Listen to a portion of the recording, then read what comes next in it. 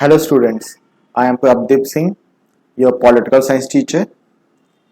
जैसे कि आपको पता है कि these days we are doing the class +2 political science most important question series for the board examination, and this is the 22nd part. 21 part मैं already upload कर चुका हूँ, जिसके अंदर आपके 4 marks के और 6 marks के question हैं. All are very important questions. So let's start. Our today question is, describe any 3 major development that led to a long lasting impact of the politics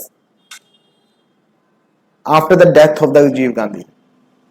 Rajiv Gandhi ji की डेथ के बाद, ठीक है, जैसे आपको पता है कि 1984 के अंदर इंदिरा गांधी को असिमिनेट किया गया. उसके बाद बहुत बड़ी मेजोरिटी के साथ राजीव गांधी को पीएम बनाया गया. तो 89 के बाद इलेक्शन हुए, बट 91 में इनकी डेथ हो गई. उनकी डेथ के बाद जो इम्पैक्ट पड़ा है पॉलिटिक्स के ऊपर, बिकॉज जो मेन चीज थी, इससे पहले अल्टीमेटली कहीं ना कहीं कांग्रेस का डोमिनेंस रहा है. बीच में अगर 2-3 साल के लिए कोई और गवर्नमेंट आई भी है, जैसे 77 में आई थी आफ्टर इमरजेंसी, लेकिन 2-3 साल के अंदर वो भी चली गई. ठीक है, तो इसके बाद क्या इम्पैक्ट पड़ा पॉलिटिक्स में after the death of Rajiv Gandhi? Students, the first main thing is that end of Congress system. जैसे कि अभी हमने डिस्कस भी किया है, चाहे हम बात करें 1947 से लेके 51-52 तक तो इंटरिम गवर्नमेंट थी. आफ्टर दैट 1951 टू 64 तक राजीव गांधी गए. 64 to then 66 Lal Bahadur Shastri ji. Then 66 to 1984 तक इंदिरा गांधी. इसमें 77 से लेके 79 तक 80 तक जनता पार्टी गई है, बट 2-3 साल के बाद वो भी चली गई. ठीक है, 84 तक. देन 1984 से लेके 1989 तक राजीव गांधी. यहां तक देखिए, मेनली डोमिनेंस सिर्फ ये 2-3 सालों को छोड़ दिया जाए, बाकी 47 से लेके 89 तक कांग्रेस का ही डोमिनेंस रहा है. ठीक है, बट राजीव गांधी की डेथ के बाद ये जो कांग्रेस सिस्टम था, इसका एंड हो गया. This is the first point. This is the first main point. Students, paper में क्या करना है, आपने इस पॉइंट्स को अपनी वर्डिंग में लिखना है. आपने सिर्फ यही पॉइंट नहीं लिखना है एंड ऑफ कांग्रेस सिस्टम, आपको फुल मार्क्स मिल जाएंगे. नो, जो चीजें मैं बता रहा हूं इनको ध्यान से सुनिए, आपको लर्न हो जाएगा. This is not a tough thing. 47 से लेके 89 तक कांग्रेस का पूरा रूल रहा है. सिर्फ 77 से लेके 80 तक जो जनता पार्टी की गवर्नमेंट आई थी उसको छोड़ के. ठीक है, सेंट्रल लेवल की बात करें तो ये पूरा है. ठीक है, लेकिन राजीव गांधी के डेथ के बाद कोई भी इनके पास ऐसा पर्सन नहीं था जो कांग्रेस को आगे लेके जाए. ठीक है, जिसके कारण एंड ऑफ कांग्रेस सिस्टम था after the death of Rajiv Gandhi. Next, rise of politics, OBC politics, Mandal commission. Students, अगर मैं मंडल कमीशन की बात करूं, ठीक है, consider the question of the reservation of the seats and quotas. जो हमारे ओबीसी कैटेगरी के अंदर लोग आते हैं, ठीक है, जो SC ST के नहीं होते हैं, ओबीसी कैटेगरी के पर्सन होते हैं, ठीक है, उनके लिए रिजर्वेशन स्टार्ट करने का काम किया गया था. क्योंकि काफी बड़ी क्वांटिटी ओबीसी कैटेगरी की भी है इंडिया के अंदर, तो मंडल कमीशन के थ्रू उनको रिजर्वेशन दिलाई गई. ठीक है, ये चीज स्टार्ट हुई थी आफ्टर 1991 में. ठीक है, after the death of Rajiv Gandhi. ये आपने देखना है. नेक्स्ट, डिमोलिशन ऑफ बाबरी मस्जिद इन दिसंबर 1992. अगर मैं पूरी डेट की बात कर लूं तो 6 दिसंबर 1992 में, ठीक है, जो हिंदू कुछ ग्रुप थे उनके द्वारा एक रैली ऑर्गेनाइज की गई थी, जिसमें नियर अबाउट 1.5 लाख 1.5 लाख लोगों ने पार्टिसिपेट किया हुआ था. ठीक है, जिनको जितने भी लोग वहां पे वॉलंटियर आए हुए थे उनको कार सेवक बोला जाता था. ठीक है, KARSEVAKS, कार सेवक. ठीक है, कार सेवक बोला जाता है. ठीक है, the rally turn violent. Rally क्या हो गई उस टाइम, वायलेंट हो गई, because of that they attack on the mosque. उनका ये कहना था कि पहले टाइम पे यहाँ पे हमारे भगवान का हिंदू रिलीजन का टेम्पल था, ठीक है, दैट्स वाई ये मस्जिद बाद में बनाई गई है, इसलिए उन्होंने सभी ने उसके ऊपर अटैक कर दिया। बहुत ज्यादा वायलेंट हुई थी उस टाइम पे, ठीक है। इनको पॉइंट्स को आपने, क्योंकि ये अगर क्वेश्चन आएगा ना, क्वेश्चन आपको 4 या 6 मार्क्स का आएगा, अगर आपको पॉइंट याद हो तो easily you can write in your own wordings. Next, rise of BJP. बेटा मेनली क्या है कि इमरजेंसी के बाद क्या हुआ था 77 के अंदर, जैसे कि 1977 के अंदर जनता पार्टी आई, ठीक है, और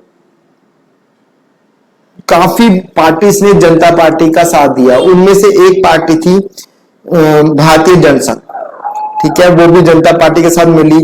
सभी ने मिलके 77 के अंदर मेजोरिटी ली, अपनी गवर्नमेंट बनाई।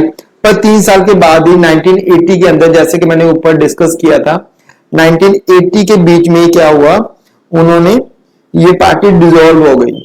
जो कॉलिजन बना था वो डिसॉल्व हो गया, सभी अलग अलग पार्टीज अलग हो गई, छोटी छोटी पार्टीज, ठीक है। और उसके बाद क्या हुआ, जो भारतीय जनसंघ था वो टर्न हो गया बीजेपी के अंदर, ठीक है। और after the death of the Rajiv Gandhi, जब कोई भी बड़ी पार्टी नहीं थी जो प्लेस ले सकती थी in the place of Congress.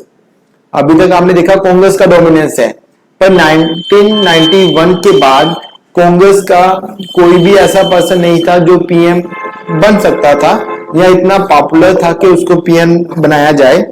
तो इसलिए क्या हुआ, वो हेल्पफुल हुआ बीजेपी के लिए, ठीक है, बीजेपी के लिए काफी हेल्पफुल हुआ है। और इसके बाद बीजेपी काफी ज्यादा राइज भी हुई है in the central government level. Beginning of the collision era, alliance of politics. इससे पहले बेटा कॉलिजन एरा नहीं था, बट अगर आप 1991 की बात कर लें या 1989 में जो इलेक्शन हुए थे उसके बाद की जितनी भी बात कर लें, ठीक है, या 1991 की बात कर लें, 1992 की बात कर लें, इससे लेके 2004 तक, सिर्फ एक अगर अटल बिहारी वाजपेयी जी की गवर्नमेंट छोड़ दी जाए जो 2004 तक थी, 98 से लेके 99 से लेके 2004 तक थी, तो इसके अलावा जितनी भी गवर्नमेंट थी वो सभी कॉलिजन एरा के अंडर आती हैं। कोई 1 साल के लिए चली, कोई 2 साल के लिए चली, ठीक है। इसमें बीच में एक नसीमा राव की गवर्नमेंट भी थी जो पूरे 5 साल चली थी, but that is also collision government, उनको सिंगल मेजोरिटी नहीं मिली थी, ठीक है। तो ये आपने याद करना है। यहां से पहले कॉलिजन स्टार्ट हुआ, उसके बाद फिर कॉलिजन चेंज टू अलायंस, ठीक है। ये दोनों का बेटा मीनिंग आपको पता होना चाहिए। कॉलिजन जो इलेक्शन के बाद कुछ पार्टीज मिलके गवर्नमेंट आती हैं, अलायंस जो इलेक्शन होने से पहले ही कुछ पार्टी अपनी टिकट को डिवाइड कर लेती हैं और देन इलेक्शन लड़ा जाता है, दैट इज अलायंस। अभी इस टाइम हमारे सेंट्रल गवर्नमेंट में यूपीए, ठीक है, एनडीए और लेफ्ट अलायंस, ठीक है, ये 3 अलायंस है हमारे, ठीक है। इसके अलावा कई अलायंस ऐसे बनते ही रहते हैं, ठीक है, महागठबंधन काइंड ऑफ थिंग्स, काफी अलायंस बनते ही रहते हैं, डिपेंड ऑन द इलेक्शंस, ठीक है। तो अलायंस पॉलिटिक्स उसके बाद स्टार्ट हुई है, इससे पहले अलायंस पॉलिटिक्स या कॉलिजन पॉलिटिक्स नहीं थी, ठीक है, after the death of Rajiv Gandhi. Rajiv Gandhi ji की डेथ के बाद रीजनल लेवल की जितनी भी पार्टीज थी उन्होंने बहुत बड़ा रोल अदा किया to make the government at the central level.